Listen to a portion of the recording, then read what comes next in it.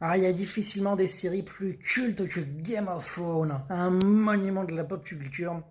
Et c'est bien simple, il n'y avait rien qui le battait à l'époque. C'était à chaque nouvelle saison, c'était de nouveaux records explosés en termes d'audience, une montée en puissance extraordinaire. Moi, je suis monté à bord en plein entre la saison 4 et 5, au moment où c'était de la folie, qu'il y avait des histoires, même le président Obama à l'époque, il essayait de contacter les acteurs, tout ça, en mode non mais faut me dire, il est vraiment mort, hein. Et tout ça. C'était vraiment un phénomène de fou furieux. Et surtout, ce qui est dingue avec Game of Thrones, c'est que dès le premier épisode, c'est extraordinaire. C'est extraordinaire d'emblée. C'est-à-dire que voilà, la mise en scène est colossale, le casting est fou.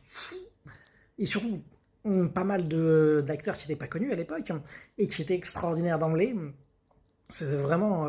On était pris dans l'ambiance, dans cette espèce de adaptation moderne des Rois Maudits, où c'est vraiment une guerre de pouvoir pour essayer de choper le trône de fer entre ces familles, ces régions et tout ça. C'est beaucoup d'aventures, on voyage aux quatre coins de Westeros, hein, c'est incroyable. Et on est tellement pris dans ces intrigues politiques de guerre, de croisade. Et surtout, il y a vraiment ce côté on retient son souffle à chaque seconde parce que même les acteurs les plus importants, ceux qu'on se dit ouais lui ça va être l'acteur principal, il peut jamais rien lui arriver. Si, n'importe qui peut crever à n'importe quel moment, surtout dans les premières saisons. Et il y a cette montée en puissance où on se dit chaque saison est meilleure que la précédente. Enfin en tout cas moi c'est ce que je me suis dit sur les 6 premières. Chaque fois je me suis dit ça va dès l'emblée, j'ai envie de mettre 4,5. Et pour moi à chaque fois ça monte en niveau.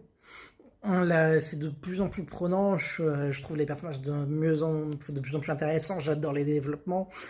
On sent en plus une hausse de budget dès la saison 2. Après en saison 4, on a des trucs, mais c'est du niveau du Seigneur des Anneaux en termes d'ambition visuelle, c'est de la folie.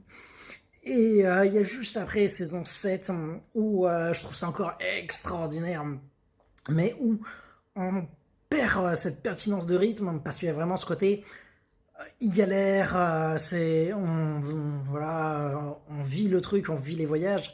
Dans la saison 7, il se téléporte, c'est une catastrophe.